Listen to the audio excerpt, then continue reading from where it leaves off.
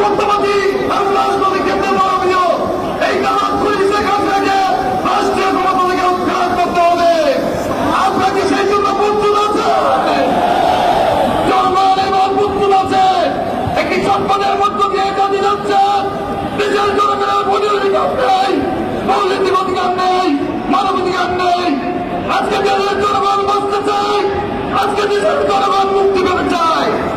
কাজেই যুব সমাজ আন্দোলনের যুব থেকে বুঝে ধারণ করে রাজপথে সর্বশক্তি দিয়ে এই খুনি প্রতিবাদ খুনি আসিটাকে রাষ্ট্রীয় ক্ষমতা থেকে উৎখাত করে ঘরে ফিরে যাবে।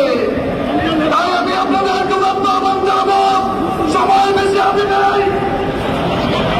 জাতীয়তাবাদী যুবদল তার বুকের টাকা রক্ত বেরিয়ে দিয়ে রাজপথ রঞ্জিত করে শহীদ রাষ্ট্রপতি জিয়াউর রহমানের যোগ্য উত্তরসূরি দেশনায়ক তারেক রহমানের নেতৃত্বে প্রস্তুত আছে। আমরা ইনশাল্লাহ আপনাদেরকে সাথে নিয়ে এই খুনি প্রতিবাদ